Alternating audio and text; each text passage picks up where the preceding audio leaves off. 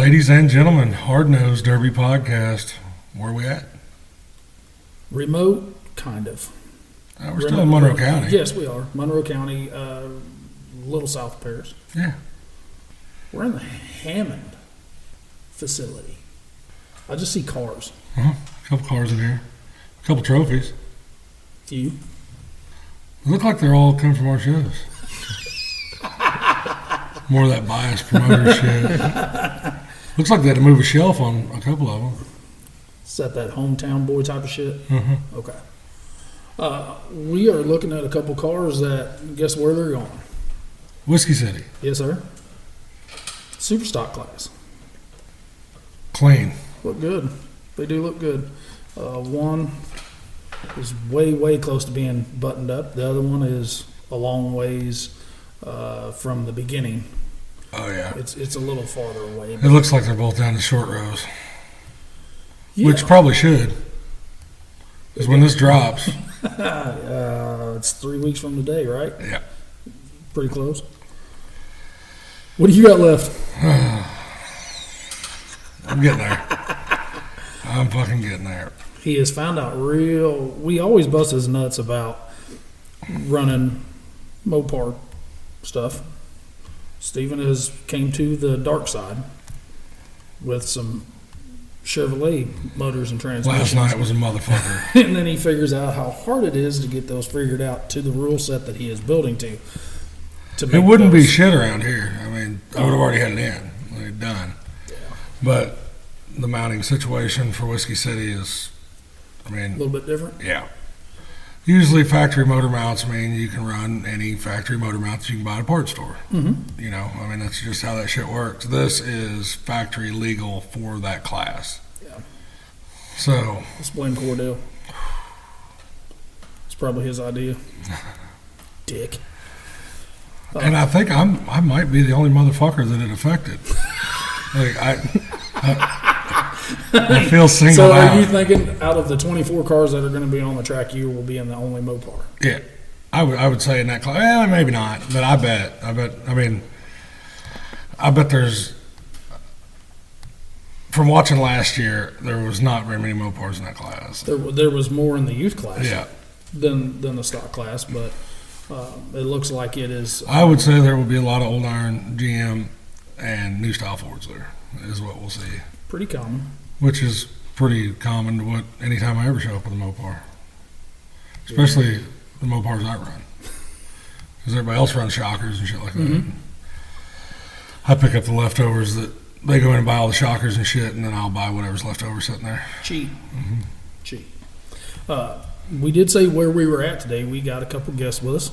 We've got Mr. Trae Hammond and Mr. Stephen Hayhurst. Surely the listeners didn't think we was just sitting in their fucking shop. No telling. We couldn't find a place to record. The fucking door was unlocked.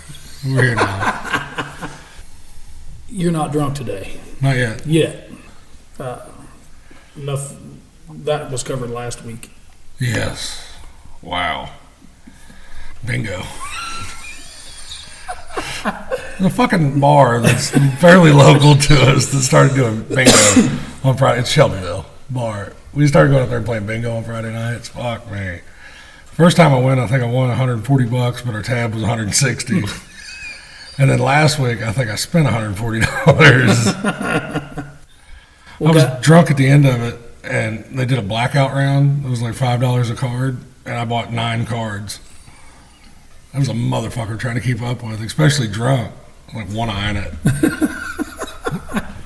See, y'all get to see what I get to work with on a weekly basis. I was daubing the fuck out of things. Well, Stephen and Trae, how's it going, fellas? Well, it's pretty good. Like you said, getting down the short rows. Try to finish these cars up this week, hopefully by next weekend. Well, you all went to Border Wars last year, correct? I did, yep. Me and Cody Irwin did. That was your first, like, big stage show. Did that have any bearing on building for this? Or? Yeah. I mean, we did a few things different, learned from that show where stuff would bend in the street stock class, and then running all your old shows last year and figuring out what these cars will do once you throw this much metal at them. And I mean, it helped too to go in that atmosphere where you're not running against people you know, and Right. a whole bunch of different states, different cars, different builds. So- Yeah, this is a pretty big jump for me myself. I didn't run Border Wars with Trae and Cody when they went, but I was there helping them, and I've always only run the fair shows, the local shows, and this was actually my idea, and I drug Trae along. I didn't want to go by myself. Well, here's the thing, Steven, I think he finished his year off with a win. Did you win at our August show in Paris? Was that the year before? That was the Before year you before. stopped before. Was it? Yeah, that was the year before in the stock class. Yeah. Yeah, because leading up to that, you were just kind of a kamikaze driver. Yeah, Fucking, I drove up a lot of ass ends back in the day. because you'd be standing on the dirt and be like, where the fuck is he going? And going Right down the there. other end. Right there, that's where he went. Yep. Me and Bubba used to give him shit before we go out there. We'd slap him on the head. Do not drive up somebody's ass. If you see it, maybe, but do not, because that'd be the first thing. If it's fresh and it's staring me in the face, it's probably gonna get hit. He has turned maybe a porn fantasy into his driving. Gotta get it somewhere. Because that's kind of PJ Snarr shit there. It is. Yeah, it's cool to park on some dude's fucking roof. The shit looks cool. It does. It looks cool. It as always shit. looks cool, but it is so devastating on these new styles. Because usually whenever you back up, you don't get to steer anymore. Nope. Well, who was that? Was it Tony Burkhart that at Blizzard Bash drove up that dude's ass? Yeah. Full tracked him. Yeah. Yeah. That's my goal. Yeah. That's my goal. Step back away with steering. That'd be ideal. Yeah, and it wasn't it Tony at Blizzard Bash where he jumped 2 cars in one hit? Yeah. Because there was somebody on the Yeah, wall and he hit yeah. the car in front of him and it just annihilated all 3 cars. It was cool as shit to watch. Yeah. That was down there at the end of the, like that, I call it Right in front of Topeka, the the bar. horse, yeah. Yep. Bar in now. Yeah. Trae, with your with the really good run that you had at Border Wars, does that get you a little bit more hyped up to go to a show such as this? I don't think you've ever run any of Sam's shows that he's ever got to put on before. Then last year, I think you spent most of your time just running smaller stuff, is what I would call it. I know you Local started, shit. Yeah, started the year out with Mother's Day Madness, which most of the guys that we have talked to, that's where they started out last year too. And we keep saying, air quotations, big show. That was pretty fucking big. Yeah, I mean, it was on Track Shot Live, decent payouts, lots of fucking cars.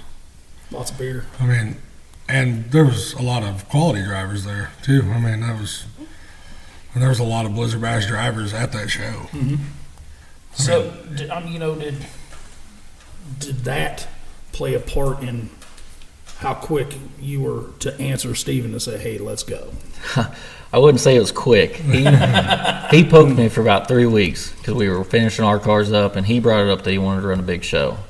Which all last year I told everybody this summer I was going to take summer off. That me and Megan have been together 8 years.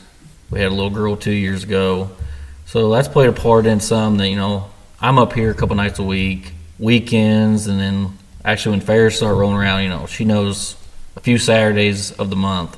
I'm up here, we're at a show, or we got to find a babysitter because, she liked the shows, but when the time came to run the show, she didn't like the cars being that loud and that close. She likes coming up here and playing and sitting, so that played a little effect to what Steven kept asking me, and I'm like, no, I'm going to keep my promise. She's dealt with it for, let's just say, 8 years.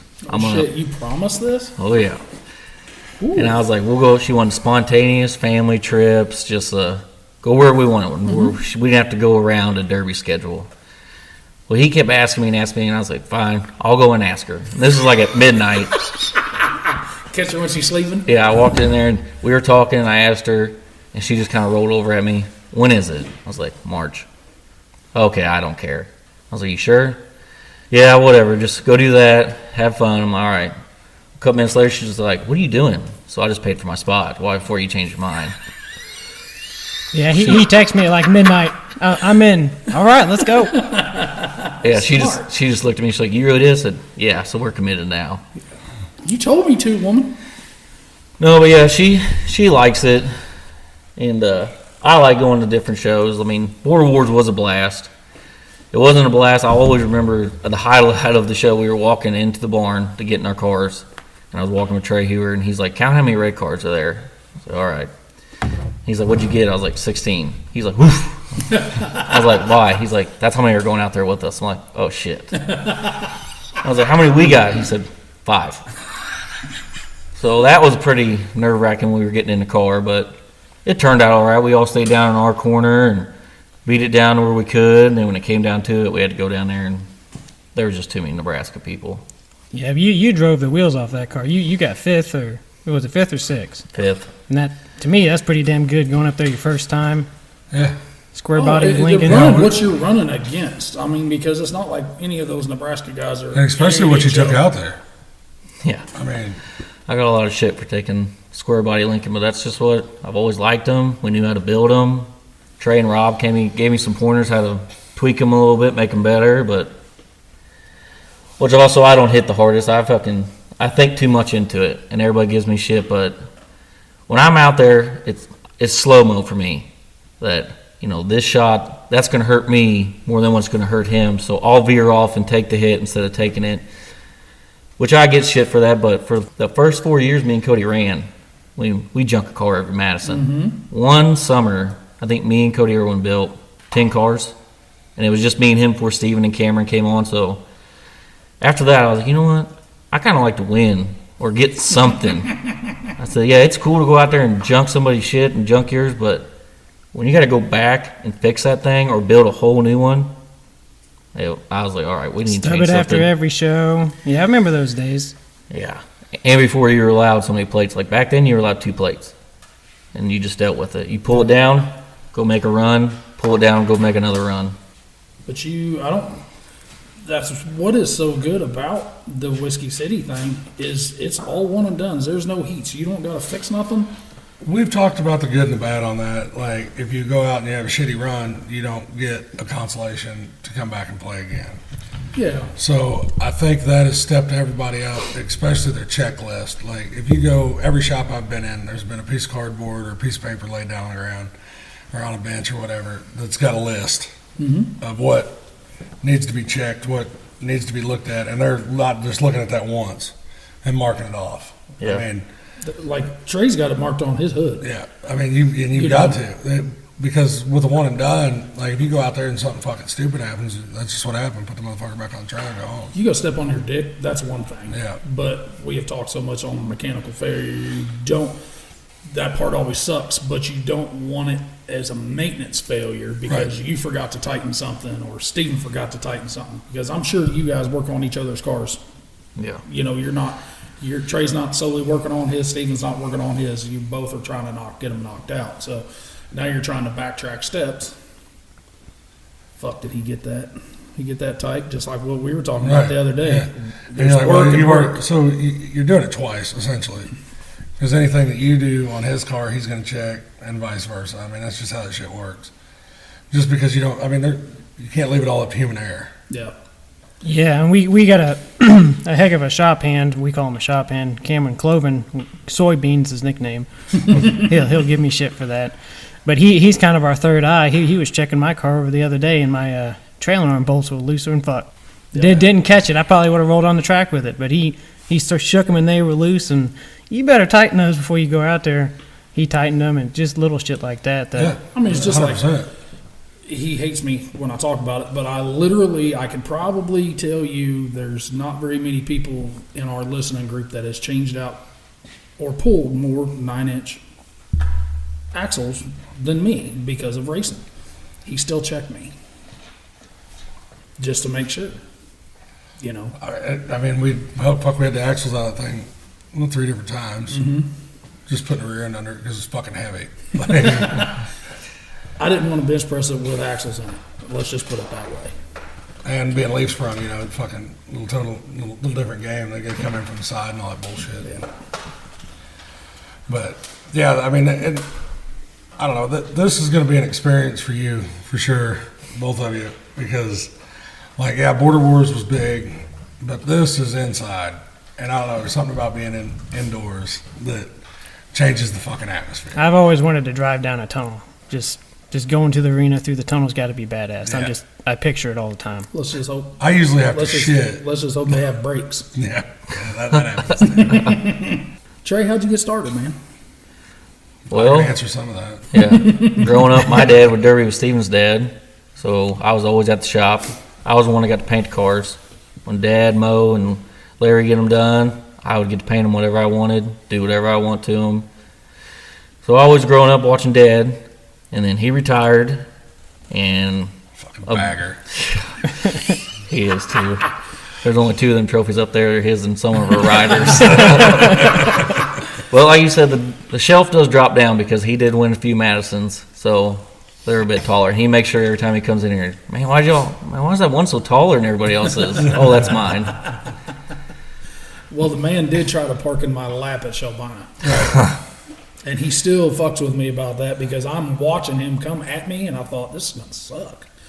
Nope, the berm will catch him, and he just kept coming up it, and I watched Rick's old eyes get big, and I'm pretty sure he was watching me do the same shit. So I'll give him that. When he turns it on, there's no thought process. There's no, that might hurt. it's just go time. No, but he retired for years, and all his shit set out back, and me and a buddy in high school, we talked about it, and we stripped a car. I think it was an 89 Cadillac, and I just pushed it in the back. Never did nothing in it, and then me and Erwin got together, we rode side by side, and we went hunting, and his race car, he gave up racing. He's like, you know what, let's derby. I'm like, I got a car, Dad's got motors, we got bump, sure. Mm-hmm. So we did that, and it just kind of grown ever since. We've blown it up from where we started from 8 years ago. Yeah, last year cost you all a lot of money. Yeah. This year's cost us a lot of money. But, when you sit there, he said 8 years ago. It doesn't seem like it's been that long. That's what's, and I don't know if it's the good or the bad there, but, that just tells you how fucking old we're getting. Oh, shit. Well, y'all kids are not that old, but I'm fucking old. So let's ask Stephen the same thing. Well, I kind of piggybacked off Trae. Trae and Cody Irwin, they kind of got me started. And, well, when they started, I was always in the shop helping. I did all Trae's welding for him, and then Cody kind of took over a few years after because I was building my own car. But, yeah, I piggybacked off of Trae. And, 8 years don't sound like a long time ago, but we sure have learned some shit since then. It's the builds we used to build compared to now, the amount of money, material, time it takes has come a long way. But Well, I remember whenever Trae and them first started, they didn't know how to weld. I still don't know how to weld. we teach him, but he just because Daniel Walker was coming out there, Yeah. and welding your all shit up. Like, Whichever gives me the most shit, and I'll come clean about it. I am not the best welder. I got 4 guys that are, I'll let them weld anything and not think an eye of it. I'll cut, I'll grind, I'll fab, whatever they need to, and have it sitting there labeled, no numbered, anything. But when I go to weld and it takes me twice the time it would take them and it looks twice better, I'm like, you all just, do this, I'll go do something else. That's the difference because there's people that can weld, and then there's welders. well, and I catch shit for it too, but out there, Mike he likes to fucking weld. Why would I get in there if he enjoys doing it? Like, why am I holding the welder? Yep. I'll go cut all the shit. Yep. Get it all ready. Yeah. sometimes when you're welding doors, you got those long welds, you just be in your own thoughts and have your me time, let some frustration out. Except when you're welding doors, I hate welding doors. Everybody else probably I've feels never the heard same. anybody ever say, "Man, I love fucking welding doors." Man, I can't wait to go weld these fucking doors up. Have you welded your doors yet? Fuck no. That I'm gonna guess that will probably be the absolute last thing You're you've done fucking before right. doing My it. shit will the front doors will still open, the back ones won't. But man, I remember when Steven started running around here, it was usually like a square body Ford, Yeah. and you just knew that bitch is gonna be sky high, Yeah. right at his feet, and it's gonna be quick. But that was the thing, Trae sat there and he said, figured out, this is fun, but it sucks. Really, I mean, at the same time, you're building the cars. What the fuck is that? Screwdriver. Just because it's AM, mean you got to start with a screwdriver. Yep. It's a Smirnoff brand too, so that takes you down a few I can't points. even ice them. Not bad. Is it good? Yeah. Tastes like a screwdriver. So Trae, it was pretty quick for Trae to figure out that this is really fun until you got to go build them or fix them or build them and fix them. That shit got old, and I think it took Steven a little bit longer. It did. but I will say, a lot of the best memories are some of them early years. Every car, every show was nose high, and my very first car was an 80s Cadillac. And I remember I had pulled it down 2 or 3 times, and the frame had split open at the seams. Well, I pulled it down and ran it because I didn't know any better. I didn't weld the seams back together. Lucky somebody didn't catch a fucking motor in the crowd. No shit. Yeah, those were not so smart days. But Yeah, when we went through tech, Dylan Oliver's like, "Do you know I can see down your frame." Oh, yeah, that'd be fine. He said, "We're just here for a good time." Not a long time. A good time we had. Yep. Well, fellas, you guys, Trae has spoke on it. This is probably going to be his last build for at least the summer. He might catch something maybe in the fall when it's not vacation weather. Because, as Trae works on the road as well. Right. Well, he's kind of the stepchild of our organization, but he gets to come home. Just make the long drive every day. We get thrown in the same pool as him at work, but we do twice as much as they do. I'm not even get started in that conversation. That's that DOT to Columbia shit there. So, Stephen, I'm going to ask you, are you kind of on, we know you're married with kids as Yeah. You weren't like, make that promise too, did you? My wife would love me to. Yeah, we got 2 little boys in the same situation as Trae. Finding time is the biggest issue with us right now, Derbian. So hats off to her for taking care of the kids when I'm out here, and same with Megan with Trae. But I don't know. Depends on what's left of these cars. Got to find a place to run them again, and if they're fixable, I got a couple of things out back that need a stub. It all depends on time. I'd love to run more shows this summer, but if I can find the time to do it and the help to do it, we'll do it. But if not, then we'll wait till maybe the fall. Well, just like, Trae made that promise, but there was nothing ever said that he couldn't help you. That is true. That is true. Not running. So if he helps me build a car, I'm looking for yield signs, and I brought it up to her the other day. Those are called gray areas. And she made a comment about what I was going to do the rest of the summer. And I was like, well, it depends what's left of this car. She's like, what do you mean that's what's left of it? So, well, if it's still good, I'll take somewhere unless it's junk. And she just turned around and looked at me and rolled her eyes. I've seen you take stuff and it looks like junk. I'm like, well, it's not always junk. it just looks like junk. It's supposed to look like that on the outside. Guys, the world has seen the driver's list for Whiskey City. Your all's class, especially. It's a little bit different when everybody else's class is 24 and your all's is 120. Yeah. Steven just wants to break it down as the first 24, 25. Yeah. Just cut it. That's heat 1, then heat 2, and heat 3. We know that you guys, everybody in the Derby world has buddies.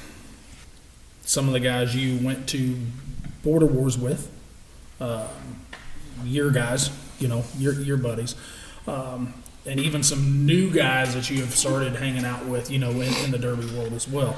Is there, I'm not asking strategy, which he usually thinks I'm asking. We talked before we hit the button. You guys have already said it's going to get fucking rowdy. Oh, yeah. No, I mean, the other buddies that helped us build the cars are also taking cars, and we've all, we won't know what to do till we get there, and then it's just the pecking order. I mean, you got your groups, so they got their groups. You run it down. I mean, if we can run it down on the top 10 of Missouri guys or guys we know, then go at it. no hard feelings, shake hands afterwards. That's what it's about. As long as one of your buddies brings home in my opinion, if your buddy brings home a check, I mean, that's awesome. Instead of some guy you don't know at all or some Joe that just kind of wiggled through the cracks. But, I mean, hell, we can get down top 3 buddies in this no-hold bars. That's what I like. I mean, that's what I like doing. So, the second part to that question, if either of you two qualify out of Whiskey City, have you talked that over with the wife?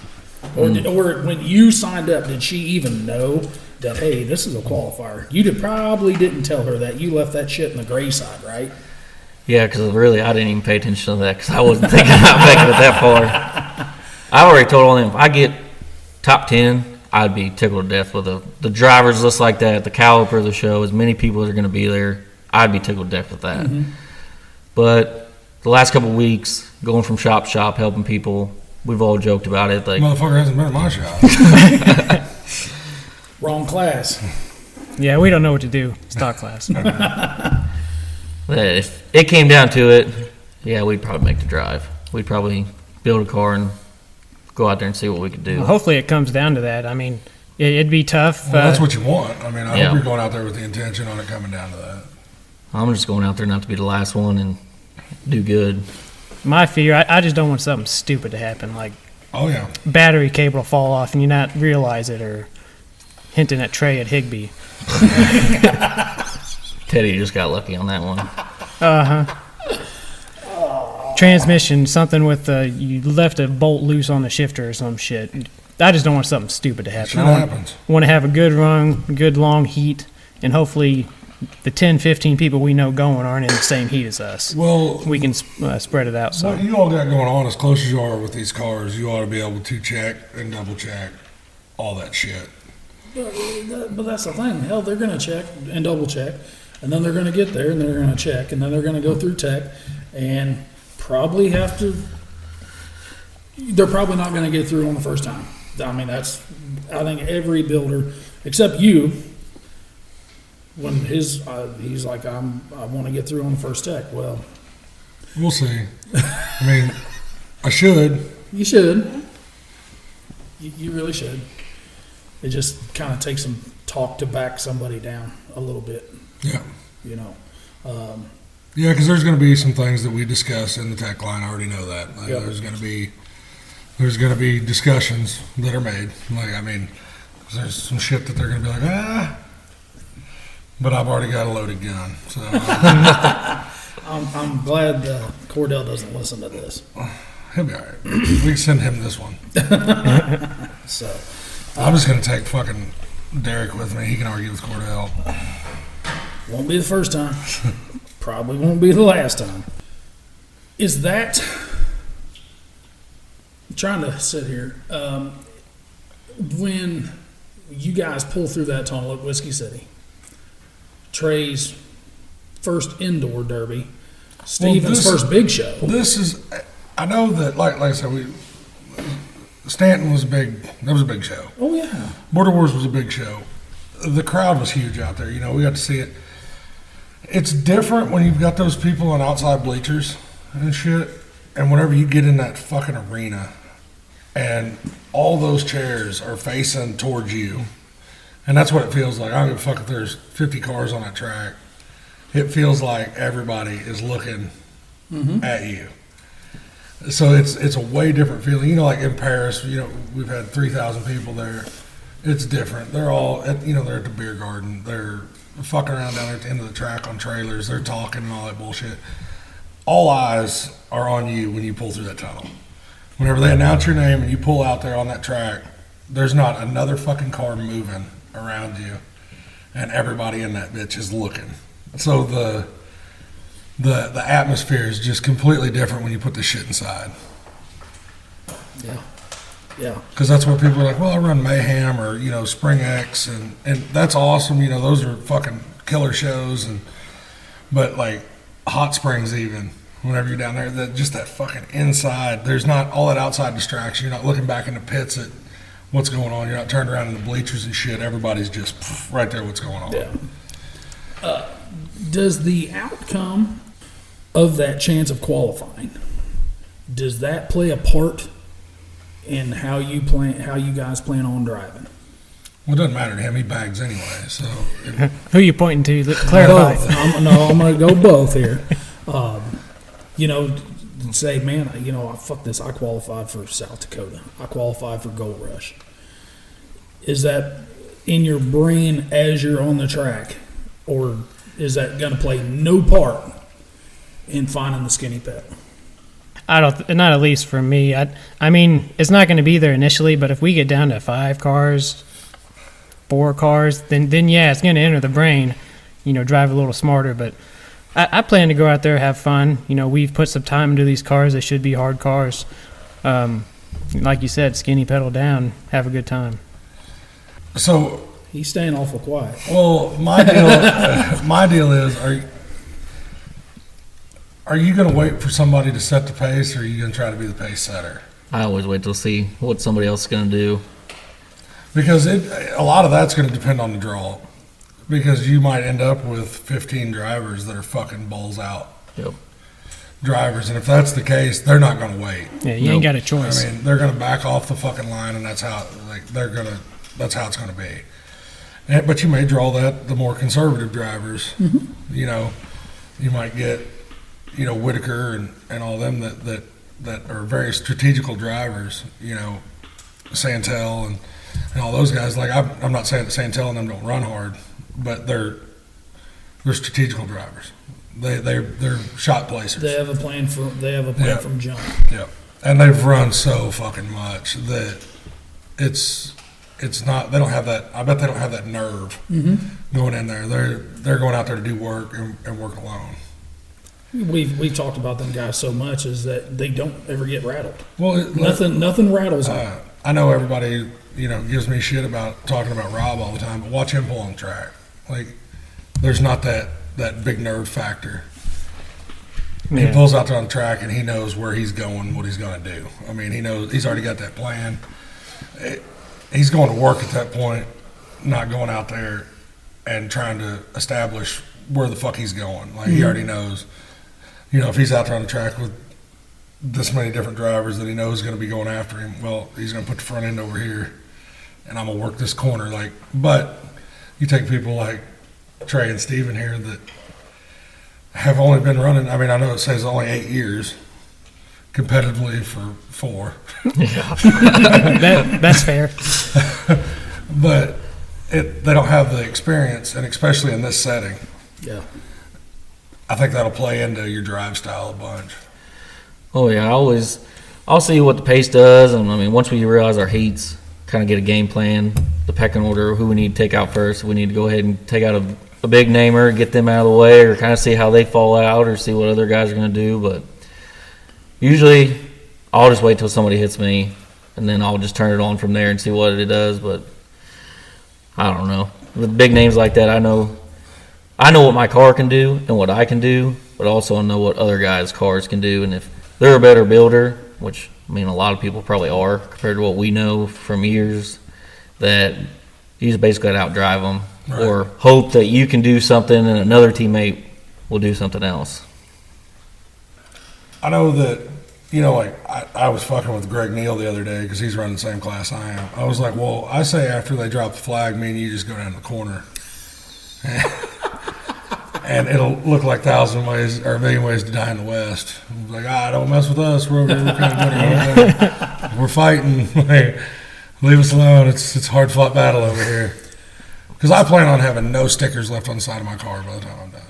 Any paint? No, I'm gonna rub the paint. Just on gonna off rub that the factory motherfucker. paint off of it. Yeah.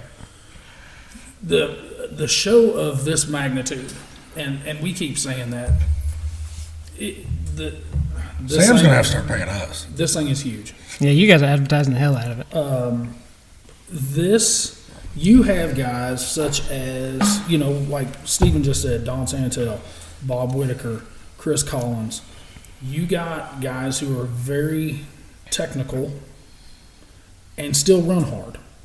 But then you've got guys such as Dalen Brown, Adam Lemonager,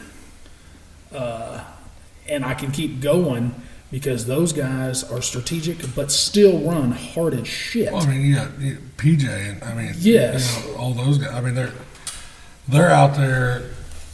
Their game plan over the winter was to build the hardest fucking car they could build, that they could drive how they wanted. Which that should be everybody's strategy. But there's some that build the car the way they know how, and know how it's going to hold up. The people that build for the bend. That we've talked about. Like, they know where their fucking car is going to go. They know where it's going to bend. They know what shots they need to make, what shots they take, all that shit. And then you've got the guys like Dalen and them that build just the hardest fucking car that they can possibly put together. Where, if somebody doesn't tilt like somebody else does or whatever, they know the front end's a little weaker on their car. Like Dalen and them, they're not going to try to leave any of that up to chance. They want that motherfucker as hard as possible. A lot of these guys are not going to build. They're not going to what I would call R&D at this show. Right. They're building to what they know every way possible. Yeah. They're not going to say, man, maybe I should try this. No, fuck that. No, I'm going to build it the Save way I that know shit how for the a fuck local it show. is. Yeah. So, do you have a preference? Because we know, do you want to be one of the first couple heats on Friday features, or do you want to be on Saturday? I'd rather go Friday. You would? Yep. I'd say the same. Yeah. I'm always nervous till about 2 hits in. So I don't care where everybody's like, oh, I'm never nervous. You're always nervous at some point. Till that green flag drop, especially if you know a good list of drivers in there, or, you look at somebody's car and like, oh, shit, I should have done that, or I wonder what that's going to do to that car, or why'd they do that. There's always a reason shows like this people do certain things because they know what it's going to do and when it's going to stop. But I don't know. I'd rather do it Friday, get it over with, have a good time the rest of the weekend, and just watch. But There'll be knots in my stomach till that first hit's made, especially pulling out on that track. I'll have butterflies, I'll have knots in my stomach, and we like to think we're coming as prepared as we can be. We've built some hard cars, had a lot of help. Appreciate those guys; they know who they are. But yeah, we want to go out there and compete. And if it comes down to us getting a qualifying spot, that'd be an awesome prize, to take away from it. You talk about the nerves, and we talk about it every episode. Like, the first time I went out there and actually run at Blizzard Bash in stock class, it was coming in waves like 2 weeks before we went out there. I was like, fuck. Here we go. Like, this shit's happening. And I think the closer we get to showtime, everybody's going to be like that. Especially with the driver's list out there. It's fucking insane. This thing is going to be wild. I'm just excited to watch this motherfucker. You're putting the country's top drivers all at one spot. Usually, that's what we talk about is the Blizzard Bash and the Carnage. Right. Now, the Derby world is giving you so many more options. It just depends on how far you want to go out of your region. Is it something that maybe maybe next summer, when you don't make that gray area promise, to try to maybe venture out a little bit more, maybe try that Spring X with a team possibility, going back to Border Wars for next year because we know you're not going this year, or even a T-Bone show up in Oskaloosa. Because within 5 hours of where we're sitting right now, you can be at several big shows. Huge shows. Huge. Sturgis, Kentucky is roughly 5 hours from right here. Oskaloosa, Iowa. Topeka. Yep. Peoria. Pecatonica. Champaign. That's a Hot lot. Springs. Hot Springs is 6.5 or so. I know I would like Trae's shop. There's really 4 of us that build in here: me, Trae, Cody Irwin, and Cameron Cloven. And granted, Cameron only had a year in the game, and he got out for a little bit. But I would love to see us 4 do a team show somewhere. And I know it takes a lot of time, a lot of resources, but it helps. We're all in the same shop. We can all check each other's shit. Oh, yeah. That'd be a goal of mine, is for all 4 of us to go somewhere. yeah, I'd do that. That's what we've always talked about, me and Cody, after the Border Wars, that we want to do a big team show with all 4 of us. And then we kind of jumped in the street stock class and kind of just threw that idea away. And Well, they have a light weld team show out in Topeka, I think. yeah, we've that's joked not a very, about that's not that. a very big show. Is it? Yeah. But I don't think I don't think any of these guys out of the shop have cradles, full cradles. We all know they all run lower stuff, but no full cradles, Well, that's just a no protectors. PayPal payment away. That shit gets old after a little bit. Yeah. Yeah, it does. Add to cart. Wait till she sees that invoice and then deal with it after. It's easier to ask for forgiveness than it is permission. It is. It is. Is there anything that you guys are questioning? Kind of a multi-part question here. Not your first big show, Trae, but Steven's first big show. Is there anything you're questioning, whether it's a car choice, whether it's a, man, should we have freshened this motor up? Did I get it hot, last fall at Paris? Did I get it hot at Madison last fall? Is there anything that you guys are questioning about what you're taking? Not right now. There's always going to be that thought as you go on the track, man, what did I forget? And you're going to be in the middle of the Derby and you're going to realize, oh, shit, I forgot to tighten this. But right now, we're almost done with both of these. Mine has a little more left to do than Trae's. But we're to the point where we're nitpicking right now. And that's how you want it to be. You want to go out and drive them, run the piss out of them at home, make sure everything's going to hold up. And come Derby time, everything's solid, everything's buttoned up, everything's tight. I can't think of anything right now that I'm really worried about. Like I said, I just don't want something stupid to happen. That's my biggest fear. Yeah, and I'm about the same way. I mean, I've drove mine 4 or 5 times, go up and down the gravel road, let it run for a while, and just make sure everything's working right, there's no leaks, runs good. But I have upgraded quite a few things, so that's why I've been trying a little bit more to test drive and make sure everything's working order.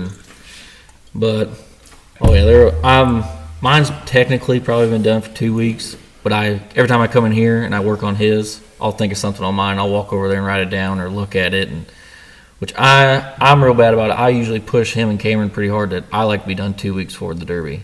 And each car go on a lift, and all 3 of us walk underneath it, touch something, grab something, wiggle, and then the next week do the same thing to mine or to Cody's.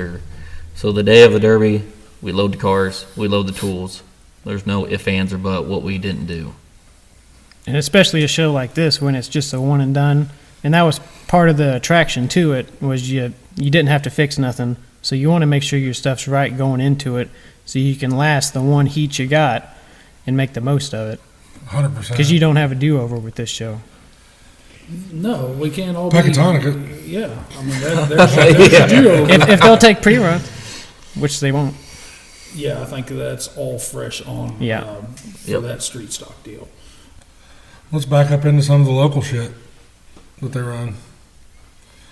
I know that I've got to give Trae some credit, not a bunch because I don't want his head getting too big, but we were doing that big benefit deal at Paris, and Trae won, and we tried to give him his check, and he signed it over to Blake.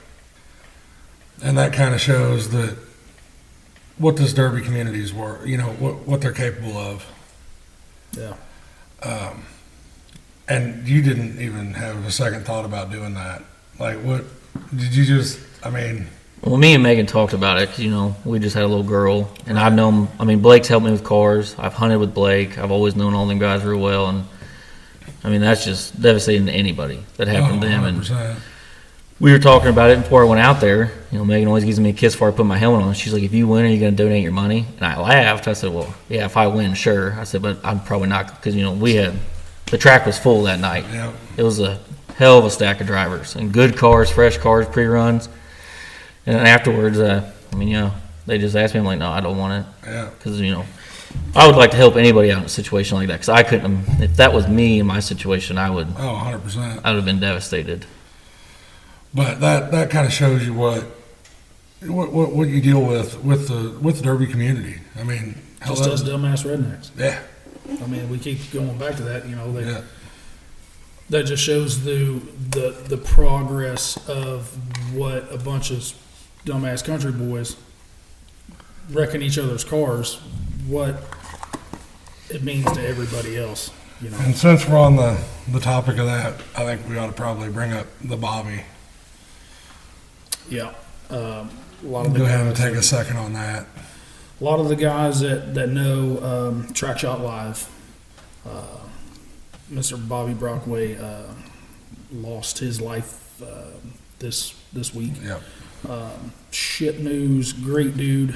I had talked to Bobby quite a few times before they come down at Mother's Day, but the 3 days that we had with them down there was worth a lifetime because, I mean, I stayed in contact with the dude after that. We were trying to line some shit up for this summer. Yeah, he was going to come down. Yeah. Which I told you I hadn't talked to him since 2015 or 16 at Blizzard Bash, and as soon as he got there, it was just like we never even missed a beat. Yeah, it was, just a killer dude. It just, you hate seeing stuff like that happen to anybody, but then in the Derby community, it just fucking terrible. I woke up and had to be at work, and I left at like 5:30 in the morning, and my Facebook news feed was just filled with it. So I wanted to, extend our, our sympathy and stuff for the Track Shot Live team and Bobby's family. So you can actually start really paying attention on Facebook. I know there's some people doing some raffles. Yeah. I think TSL is breaking out shirts for this coming week. That all that money is going to go to, Bobby's family. Yeah. Because he had a boy and a girl. Yep. Just a bad deal. Yeah, it sucks. It sucks. And I said it. Me and Skinny were talking, and I said 2023 fucking sucks right now. Yeah. You It seems like you either start off on top or, it's something like this, and you never want to see it go this direction. Hopefully the rest of the year will progress to the good side and get all the shitty 100%. stuff over with, early. But yeah, so guys, pay attention on that Facebook. Like I said, TSL, Track Shot Live. They've got links out starting this, I believe, tomorrow, Monday or Tuesday, is when they said that's going to come out. So, and they're cool ass shirts. Yeah.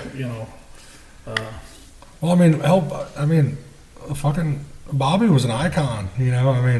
He's won some big shows. Big shows, Blizzard Bash, Spring X. I'm not sure if he's won Mayhem or not, but I know he's finished in there, and I don't know how many shows he's won in Indiana, but it's... Well, he messaged me about trying to find a Bubble Ford, and I told him I knew where a couple were, and I sent him some pictures and shit. Not clean enough.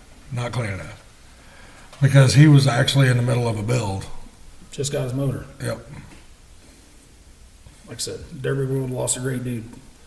So be thinking about his mom, his kids, and all his TSL guys. I know they're actually there right now in Indiana. So Skinny just got out of the hospital, and he gets to go take a drive to Indiana. Yep. Send one of his homies home. So think about them guys. Let's get off the bad side. Well, let's go back to some of our basics. What was your favorite track, Trae? It used to be Shabana, just because that's where I always watched Dad. Dad built cars with Matt Gill and Shabana when he worked at Ricketts, and he'd pick me up from school, or someone would take me over Shabana, and I would stay in the shop with them all night long and help them. But then when you start running Paris, obviously hometown show, I liked it, and everybody being there to watch, and always had a good crowd, always good car count. What about you, Steven?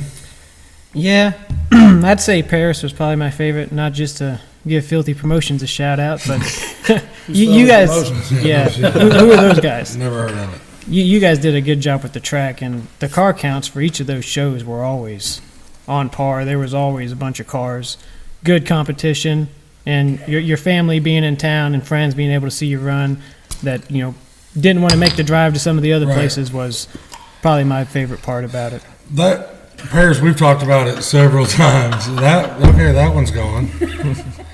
So Derek, how was that? That was fucking good. Somebody should have videoed that shit.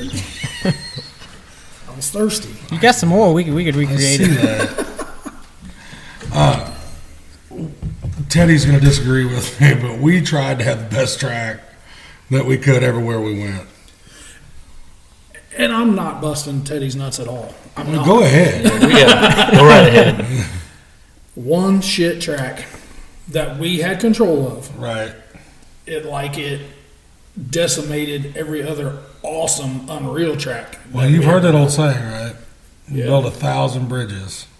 Nobody calls you a bridge builder. You suck one dick. You're a cocksucker for life. Life. We love the. I'm not going to say I hate sandbagging because I don't. If it's There's a difference between sandbagging and driving. correct. Trae sandbags. Steven drives. You're talking hero, right? This thing we love, super fast paced, wide open. Whether it was promoters or whether it was just watching. I've always said I hated watching Metal Mayhem because it was so boring. Hot Springs was the same way, though, until it got down to the end of that. But when you have those type of builds of really a hobo stock, I mean, I keep doing air quotations Right. because the cars are going to bend, and I sit there and I watch Mayhem, and it was Vic Whaley and Bob Whitaker. It's like I never heard a motor over 3,500 RPMs until they were down to the last 5 or 6. Well, maybe there was something stuck under the throttle. But no, I liked Paris's track as far as, Palmyra's was a bad motherfucker too. And we found a big correlation with anywhere that they have tractor pulls and they will let you put a derby on there, you can have a tire burning hard fucking track. Mm-hmm. Whether you get 3 inches of rain the day before or whatever. Because we thought Palmyra was going to be a fucking mess. We thought Mother's Day was going to be bad. Because the night that we started working on the track, we walked out that bitch and I went down 3 or 4 inches in mud. And we got skid loaders out there and pushed that shit off. And it was like you start pushing and then all of a sudden you were fucking digging at that point. It was base. And I was like, oh, well, maybe we can bring this around. Yeah. But the whole track situation, like Shelbina, that was fucking horrible. We keep bringing that up. Fuck. And what really, really sucks, because that was going to get stupid. Uh-huh. The guys that were there, that came for that show, it was going to get straight fucking nasty. It did. The track did. Yeah, the track got really nasty. Really fucking nasty. Right in the middle of it. Let's jump a little bit. There is a new promoter, which we have spoke about in this area. He's got 2 in Shelbina and 1 in Lewistown. I know Trae had talked about Shelbina, just because that's where he spent a lot of his time. Have you guys been talking about, which Trae's gray area promise can't really be justified for this, but Stephen, have you looked into going back to Shelbina, this summer and trying to support MJC? Well, I got a car out back that needs a stub, and it's looking for a place to go, but again, I gotta find the time. And if I can convince Cameron to help me build a car, maybe Trae, since he's not technically building his own, we might throw that thing together and try to run one of those shows. All Derby guys looking for that gray area. All the time. Yeah. I'm anxious to see how this year goes. I really am. I'm ready to see how all this local shit plays out.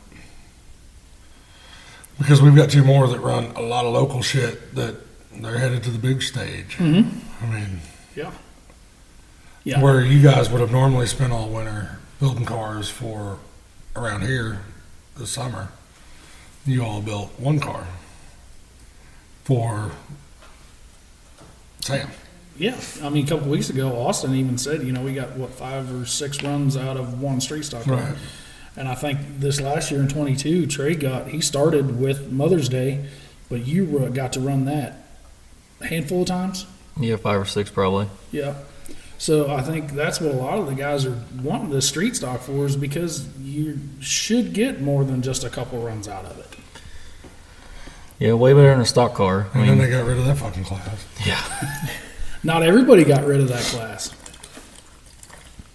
My God, you chug that thing down. Smirnoff, what I'm talking about. Don't get your minds twisted. Well, what he does after dark. Yeah, Easy. he chugged that Smirnoff and made eye contact with me the whole time. Yeah, that's why we got to start getting video of this shit. So I think we're just going to talk about it. Lucky Sevens, their promotion group, Joshua and Jacob Wood and their team, they announced that their shows will have these cars that I'm looking at right here. Yep. Which will give somebody some options to do something with their Whiskey City. Mm-hmm. Yeah. Yeah. So they're not just I've sitting got a camera on me. Do you? Chug it, pussy.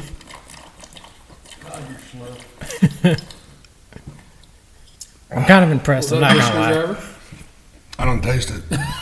I tasted mine. I might be grabbing that buzz back from last night. So the Lucky Sevens guys, they are what Steven calls keeping the finger on the pulse. Yep. Which we had talked back and forth. They had messaged me and stuff and asked what I would have done this year, and I just told them, I was like, well, I probably would have adapted Sam's rules because that's where all the cars are going. I mean, especially if people that are running Whiskey City are going to go run Pecatonica, if they've got anything left after Whiskey City, there's a car. Yeah, because they got to have fresh for Peck. Yep. And you just said And then that after Pecatonica, there's some more cars. 2 shows, 2 episodes in a row, there's 4 cars that probably can be fixed Yeah. to go run.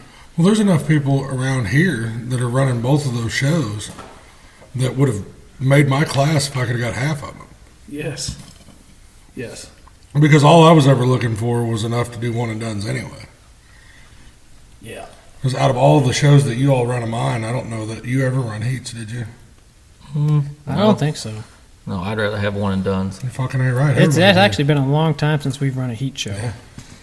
Because I was standing in the bed of a truck. I can't remember where we was at, and we mentioned heats, and they was like getting ready to throw shit at me. Oh, yeah, I thought I was going to get run over. They was like, we didn't bring no shit for heats. Okay, fuck Well, I was just giving you all the option. Yeah. Fuck, I didn't want to do it either. it. No, never been a fan of heats. Not on a local scale. It is what it is. I know that a lot of those places are trying to drag shit out and stuff, but I did not want to. Fuck that.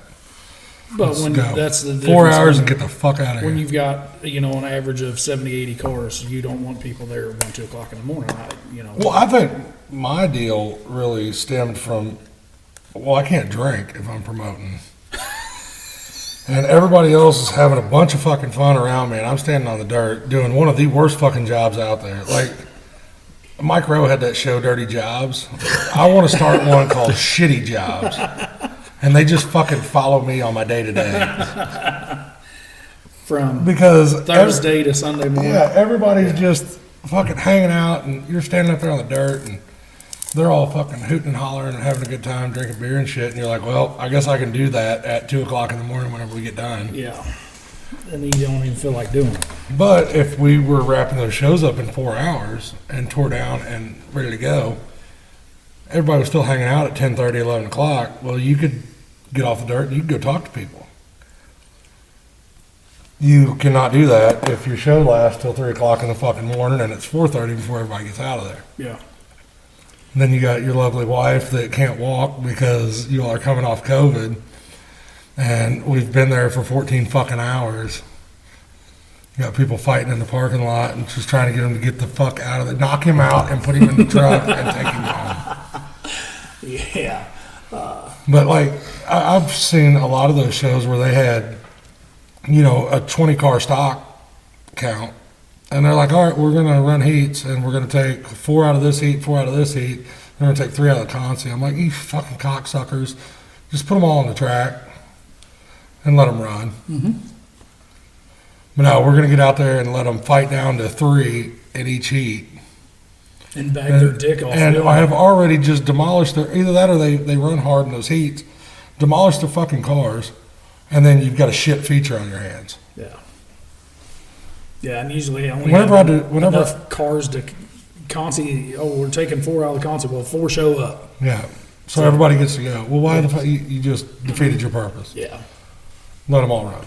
And whenever I explain that to some of these other guys, some of these other towns that did that, they were like, well, you got to make the show last longer. I was like, if you have good enough drivers, they will do it anyway. Mm-hmm. Yeah. Yeah.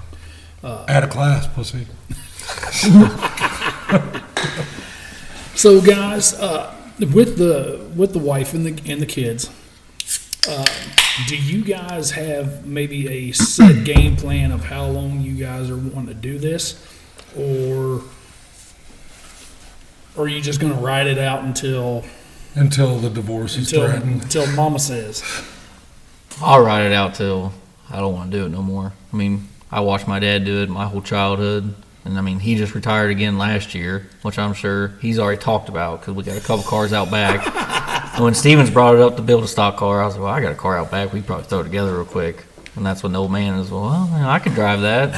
I'm like, no, you're retired. You just stay in that retired section. But, no, I'll pretty much do it until I get sick of it. And the way I feel about it, I really don't. I mean, this and waterfowl hunting is what I really drive to do. Well, if you want to speed that process up, put on a couple derbies.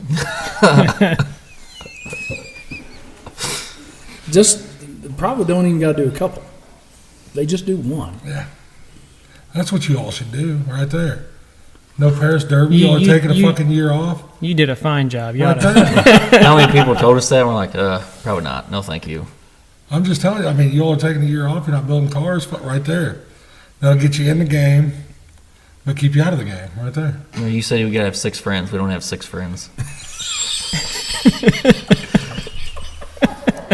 I don't either anymore after I quit promoting. You're never going to live that down, ever. Steve will be your head tech. Ever going to live that down. But that was one of the funniest things I've ever saw at a derby in my entire life. That is what it is. The same But yeah. section of the crowd is where you had to get mouthy with that guy too. Yeah, I don't like that though. Like I said, we hit on that. Ah, fuck, I enjoyed it. I've always prided myself on not losing my shit. So when you do that, then that means it's time to. Change something. I have really missed this year. I haven't been called a cocksucker on Facebook yet. And I kind of miss It's only it. February, dude. Right.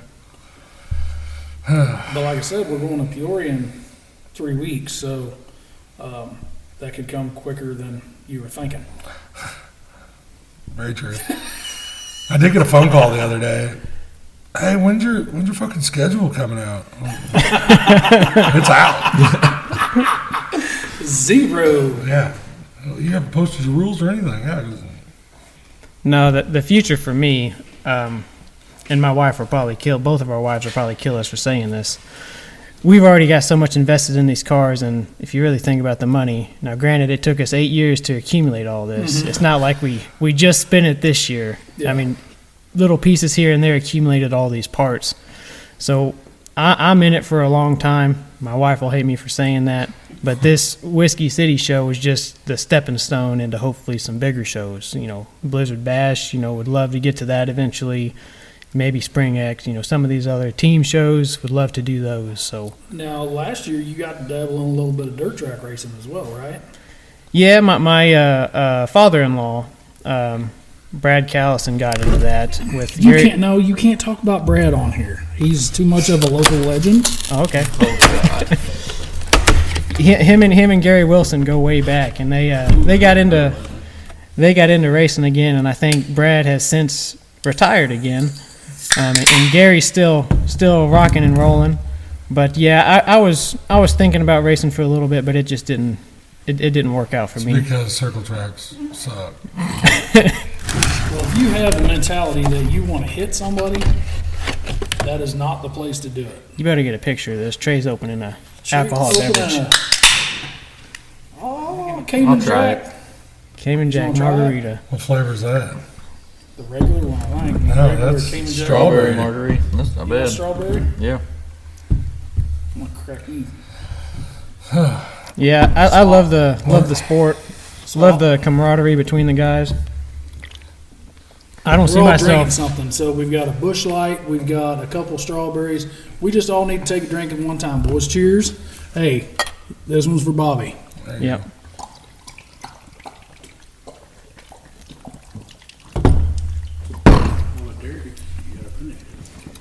I didn't know we was doing that.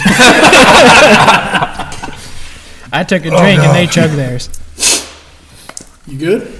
Yeah, somebody else is going to have to drive Jeff City. Oh, fuck around. But Oh, that shit'll have you beating the dog at 10 o'clock in the morning. Done that a Go few home and times. smack my old lady. you better duck because she smacks back. I ain't shit. Oh, so anyway, why'd you choose the cars you chose? Oh, we've had good luck. Usually I run square body Lincolns, but I always put a 9802 frame underneath it or a stub. And he had this car, I had a car. We didn't have to go buy nothing. So And they look clean. I mean, they look clean. they're not Trae Hayhurst clean, but they're Clean, clean. clean for us. Yeah. Trae Hayhurst clean has to be straight off the fucking assembly line. Yeah. That's his definition. He of likes to clean. see it in his little black hair reflection in it. Yeah. I've seen him once put his hair next to the frame, and if it's that color, that's what he rolls with. I think he uses Head and Shoulders. No Pert Plus. No Pert Oh Plus. man, I'm gonna have to slide one of those stickers on his car. Sponsored by. I mean, 119 is your hero. It is. It is going on the car. No, Yeah. we've never divvied in the old iron yet. I'd like to, but it's one of the things I have no idea what to do with it. I'd have to ask him a million questions, spend $1 million to get a good clean one. Well, we've talked about that because I wanted to.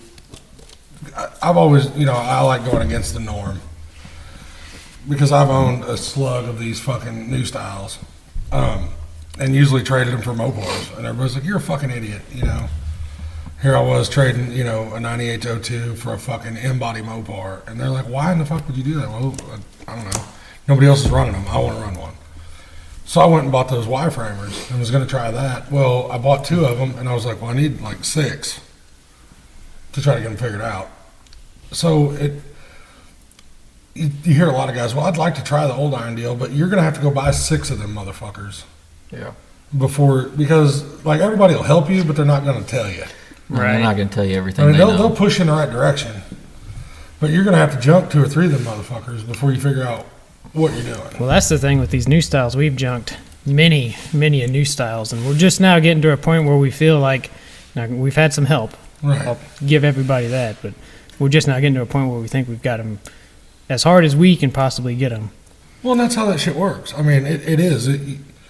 Every time you run a car, and I know that you all run enough of these new styles that you've learned they're not all. None of them are the same. No.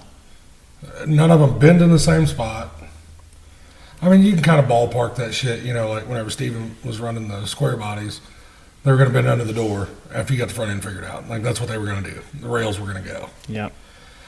But they may not bend in the same spot. So your down tube placement is not the same, or you found out that you moved it 3 inches forward, it stopped that and bent somewhere else. So it just takes you've got to have a fleet. You've got to have a fucking fleet of cars. And it's almost better to do what you all have done and pick something and stuck with it. Because you're either going to be successful or fail, but either way, it's going to be consistent. What did Grant Bowling get told on our episode with him? He got told, 98 to 02, you build them until you figure them completely out before you ever switch from something to something else. And I feel like it's that way with anything, you know, because I guarantee you can ask Rob, Trae, Teddy, Corey, all them. The first Cadillac they run did not turn out No. the way they are now. No. I mean, and that goes with anybody, you know, I mean, even fucking, I even hate to say this, Brian Powell with his fucking Impalas. Mm-hmm.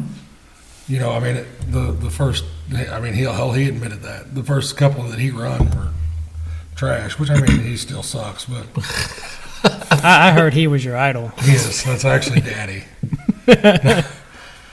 That's Josh Gordon's But father. at that point in time, you know, back then, the 74, 5, and 6 Impala, I mean, he had a whole slug of them. Well, it didn't matter. Whenever, like, at that point, you could go to the fucking junkyard, and you didn't pick the cleanest one. You picked the one that run. Mm-hmm. You know, if it took you 15 minutes to get one of them running, well, I want that one. Here's $25. I'll bring it back when I'm done and grab another one. That is $2,500 now, Yes. and they don't run, and they might not be as clean as you think they are. Yeah, that's we have spoke so much. I mean, one of these cars you'll see on Facebook for $1,000. Yeah. Which I'll post a link to Trae Hammond's number after this episode. He's got a really clean Cadillac sitting outside that he wants $800 for. But he has been working second shift, so you got to call after midnight. And if he doesn't answer, you just keep calling. He said you got to call at least 4 times before he usually gets the phone call because of his service and location and whatnot. You're going to get pipe bombed. He's throwing that shit out there. And at that $800 price, he will deliver within the continental U.S. I'd say I'd probably already hold 20 cars for the show already. And he's got 2 Suicide Lincolns out back. He said he'd take $400 a piece for. One of them has a cage in it. Can I go get cash? I could use some cash right now. Yeah, I'll go get some cash. Goddamn! You remember whenever they were doing that shit to Nice and all them before Blizzard Bash? Motherfuckers. Putting that shit on Craigslist. Yep. Oh.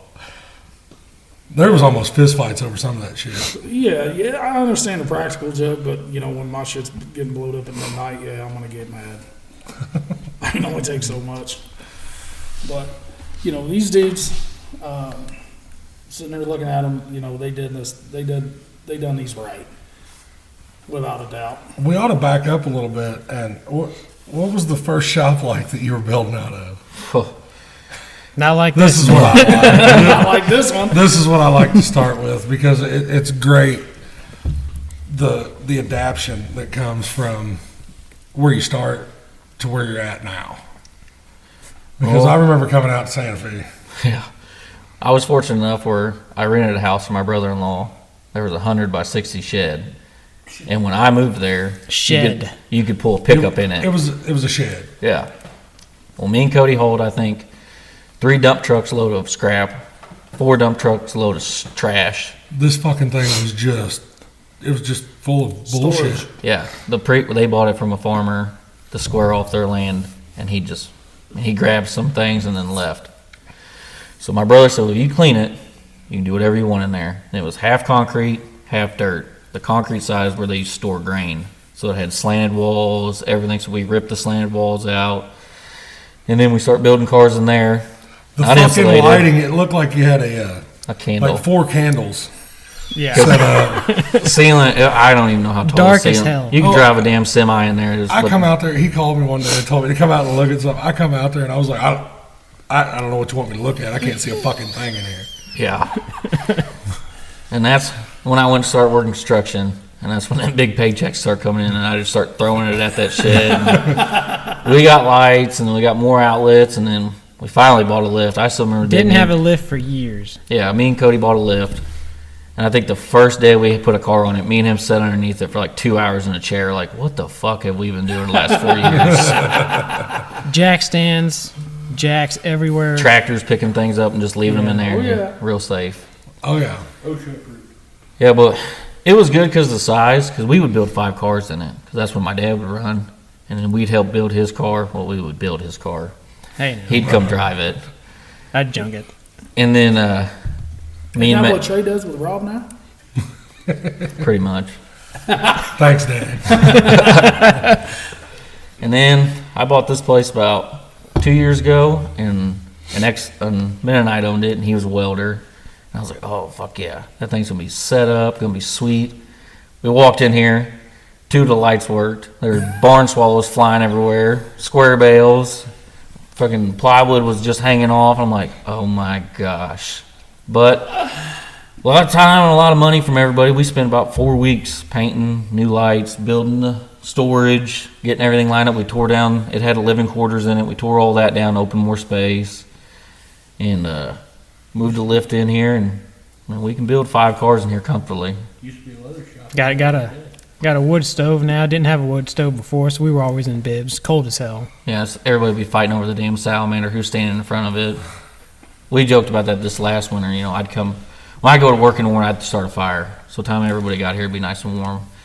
And we joke, we're like, man, what would we do at the old shop? A couple of them, I wouldn't be fucking working today. I'll tell you that. No, yeah, you let that wood stove run about 30 minutes and you're in a t-shirt. Run you out. Yeah. No, we're definitely fortunate enough to have a nice place like this, because I've been to somebody's shops and I'm like, oh shit, how do you do this in the winter? I mean, they'll build cars all winter long out open side front shed. Fuck. I've been, with blankets and shit hanging over walls and scrap tin and fuck, man. It just takes your drive out of you when you're miserable. Well, I don't give a fuck what anybody says. Some of this shit's not fun anyway. No. And then if the conditions aren't right, it's really not fucking fun. Yeah. Because it doesn't take me much to get unmotivated anyway. Like that motor last night, about hour 2 into that motherfucker, I was like, this is stupid. But the shop I was in was nice. There was a fully stocked bar right through a door. Yep. That made things better. But if I was still doing it, like we had Michael Huff on here that time, and he said that he was pulling bodies and shit off with a cherry picker. Fuck that. How the hell is he doing that? One on the front, one on the back. No. Just one? Yeah. I was gonna say, Just one cherry picker. Yeah, pick it up and then Roll it over. roll it over on its side. I've seen Cody Henry on Snapchats where he cherry pickers front and back and lifts it up. Yeah. We're Well, that's a fortunate. little different, but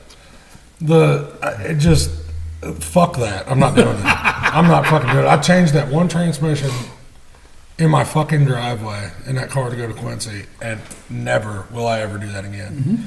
Because I got to thinking, I was like, you fucking idiot. Would you do this in your pickup? Would you put a transmission in your truck in this driveway? Nope. No. Why in the fuck am I doing it to a derby car? It's called dedication, dude. But they don't make mechanic shops for derby cars yet, No, or that no. I've found, where you can drop it off and come back and pick it up later. Well, I know a think couple there is places, just- but you just gotta pay a little bit more money than what you Yeah, like. but I'm just saying around here, like if you can't pull it out $80 and be like, hey, go ahead and pull us down. I want these plates here. And then I'll be back. I'm pretty sure Teddy does that stuff. You drop cars off his place, he'll build them for you.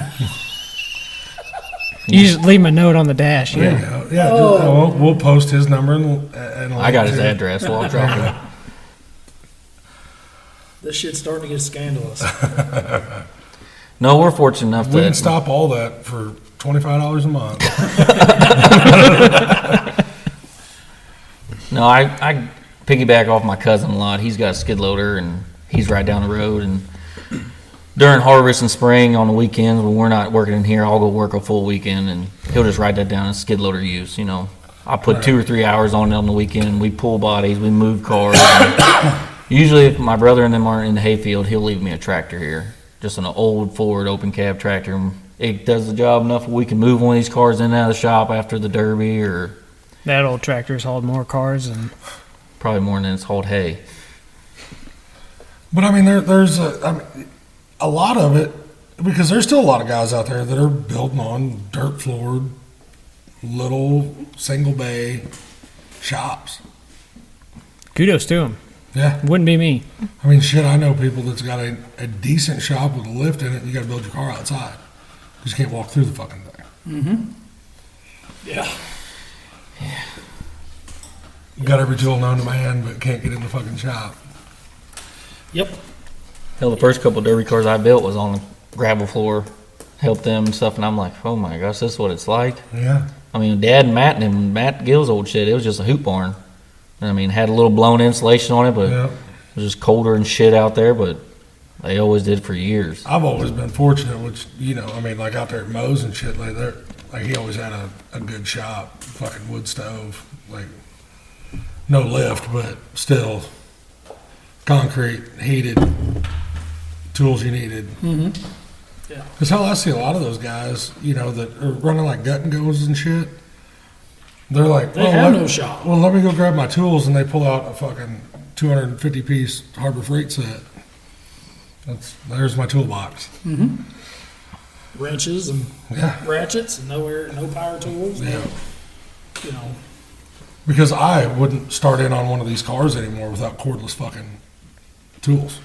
I tell you, one of the tools that we got a couple years ago that really changed the game for us was the plasma cutter. Oh, yeah. Yeah, you ain't got to worry about, oxygen, acetylene. You just fire that thing up. You got to have air. You got to Right. have a good compressor. But once you have that, you can cut anything in seconds, and Yep. it's so much faster than a torch. And you ain't got electricity, the air and a ground. Yeah. And you can tear some shit up. But, I mean, you see a lot of these guys roughing it. These guys are not roughing it. No, this ain't roughing it. No. I'm glad my boy ain't here because he done asked if he can come out and build his shit here. I've had quite a few people. Well, and we've talked before. I've got that shop, but I've got a shop that is, I mean, basically mine, but it's in fucking Shelvina. Well, I don't want to fucking drive up there all the time. Because Mo's got that shop. It's a 55 by 75, and my lift and shit's in it. But then you're fucking 30 minutes from the house. That's what's convenient for you, Trae. Yeah. Like you 2 can minutes. fucking take off running and roll to your house. No, that's like when we moved here, my old house is 30 more minutes out. Right. We moved here, and that's what I told the guys. I'm like, fuck, why did we drive all the way out there? What were we doing way out in Santa Fe? 'Cause that's what we'd work till 1 or 2. Well, like Cameron now, he lives in Hallsville, and we all leave, we work till midnight. He's like, I gotta drive. I'm like, oh shit, I'll be fuck in yeah, bed you time do. you get to your See you house. later. Well, no, it definitely does take dedication. Well, we appreciate you guys getting on here. Derek, you got anything else you want to hound them about? Or No, man, I just want to wish them luck. I Yep. hope everything goes as good as they hope for. Like I said, 2 slick ass looking cars. So pay attention to, I think you're going to be paying attention if you catch our episodes on YouTube. Yeah. There's going to be start being some photos, kind of a slideshow. Don't worry, guys. mainly just me. So It's not going to be nothing being shown. We're going to do the little blackout, Yeah. that everybody else does. The Dalen Brown. Well, you take that up with him. He's really good at that blacking out shit. Man, we appreciate you guys getting on, letting us come hang out in the shop. Hopefully, like I said, hopefully everything goes good for you. Hopefully you guys get all the heats that you want. Because when this thing drops, we're going to be 2 weeks out. 2 weeks. So, fellas, appreciate you. Steven, any last words? you all got anything left to say? Anything you want to tell the loyal listeners? No, looking forward to it. Gonna be a good time. Can't thank wife and kids enough. Got to throw them in there for letting me come out here work in the shop. So Yep, I have to appreciate her always having dinner ready, always leaving me a plate in the microwave because it's usually 1 or 2 o'clock time we leave here. The gray area promise zone. There you go. Yep. You good? Yep. thanks, guys. Make jump, boys.